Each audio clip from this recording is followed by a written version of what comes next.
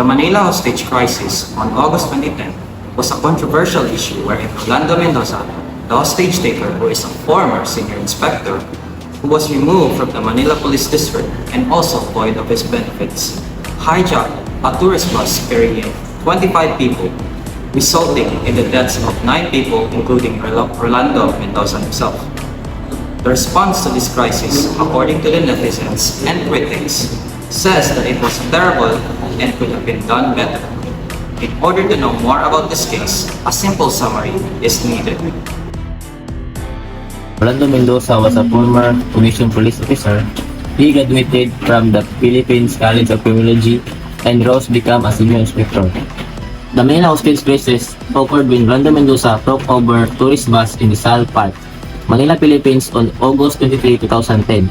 The bus was carrying 25 people, 20 tourists and tour guide from Hong Kong and 4 Filipinos.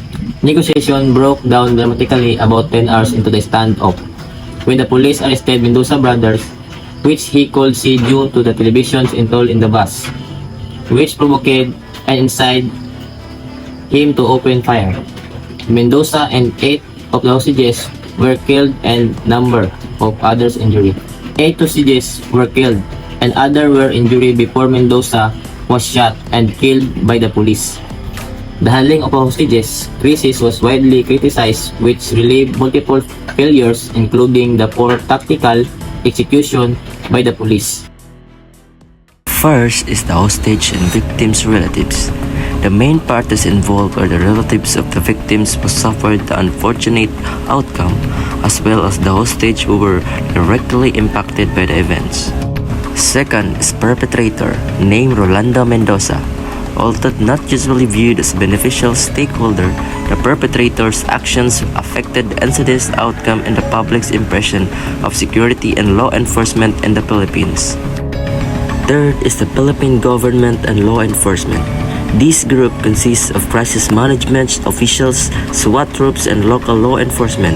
Throughout the standoff, their choices, tactics, and actions were crucial, and their efficiency was later closely examined. Fourth is the Hong Kong government and consulate. Since many of the hostages were citizens of Hong Kong, the government and consulate played a significant role both in negotiating on behalf of the residents and offering support to them. Fifth is the media, reporting on the incident, influencing public opinion and influencing the authorities.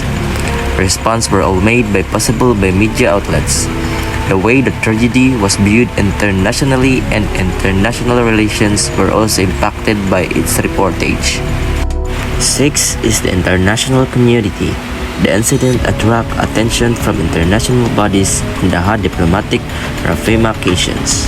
It raised concerns about security, crisis management, and how foreign tourists are treated. 7 is the public opinion. The way the crisis was handled, how the authorities responded, and the aftermath that followed all had an impact on our public opinion, both domestically and abroad. Lastly is tourism industry. The incident had a detrimental effect on the Philippines tourism sector, influenced travelers' opinions about the safety and security of the destination. Finding these stakeholders make it easier to comprehend the complicated effects of the hostage crisis in Manila on different parties, emphasizing the necessity of efficient crisis management and cross-border collaboration in such circumstances. Life versus life. One life for the many. The police would obviously choose the safest approach, in which negotiation would be held, and made sure that no harm would be done in the hostages. And the hostage taker, however, when push comes to shove, if there comes that there is need to kill, one for the many. That is naturally be the quickest and the surefire approach to save the many. Life versus justice. Ronaldo Mendoza couldn't have done the thing that he did if he were given a chance to be here. Mendoza gave on appealing on the office of ombudsman at that time, but no to avail. There was also a news that he will only be heard if he gives a significant sum of money for the review to happen. He claims innocence against the charges that were pressed against him, such as extortion, and dismissed him for his service. It also voided him of all the benefits. This, in turn, incited him to do the hostage-taking, spiraling out of control and resulting in casualties. The way that the ground commander, the media, the law enforcers, and the people involved handled this case was incorrect in the opinion and criticisms of the citizens. And, quite frankly, we also agree. The thing we also address is not about the removal of Ronaldo Mendoza from his position due to the alleged unjust trial of justice, which incited him to do the deed, but on how the law enforcers could have handled the Manila hostage crisis better. There were many ways in order to handle it, such as, first, life versus life, one life for the many, second, truthful negotiations, and lastly, deceptive negotiations. Consequentially, life versus life, one life for the many. So the disadvantage of it is that the snipers would have killed Mendoza after a careful and meticulous preparation. If ever he will be on the side which would save the people inside. So the disadvantage of it is that the possibility of misfiring and killing innocent people inside and the media's harsh criticism the way it was handled. So next is the value of life. The advantage of it is that negotiate truthfully with the suspect, accepting his demands, but also requesting to surrender fully. And second is the disadvantage of it is that this sounds absurd as putting him back to his position after the hostage-taking incident will stain the reputation of the police image. And number 3, deceptive negotiation. Advantage: negotiate and pretend to give in to his demands.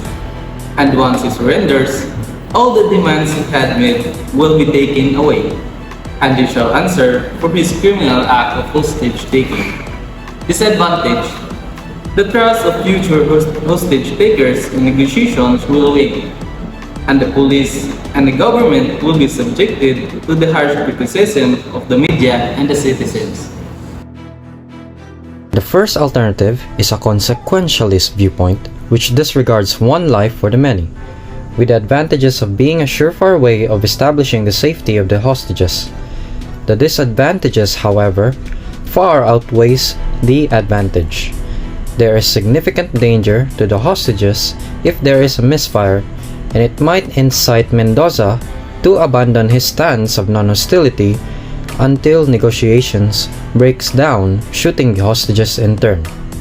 The second alternative values all the life in the bus, including Mendoza's, which is the most ideal conclusion of all. However, reality and ideal is very different. The advantage of this alternative is to preserve the life of all the people in the bus. Life is important. This is a viewpoint that we can agree in. However, there are massive implications to the society, the police image, and the government if he is given his position back to be a police officer again after the fact that he had committed such a heinous act of hostage-taking. The public would lose trust upon the police officers as the media would try to spin narratives and create drama among the citizens. The media is also part of the reason why the operation was such a failure, because of them spinning narratives and making Mendoza cornered. After much deliberation of all the alternatives we could have thought, the best one, in our opinion, is the third alternative, which is deceptive negotiation. Third alternative, although not ideal, is the most realistic conclusion that we could think of. Initiating negotiations and pretending to give Mendoza the things he wants. This also includes controlling the media and making it seem like all is going well for him. When he finally surrenders, all of the things he demanded shall be voided and he shall answer to the crime of hostage-taking. That doesn't necessarily mean do not give him a chance once he is on trial.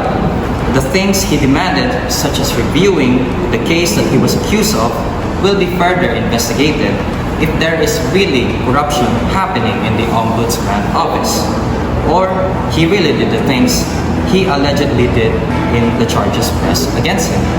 This gives him the chance to defend himself against the charges.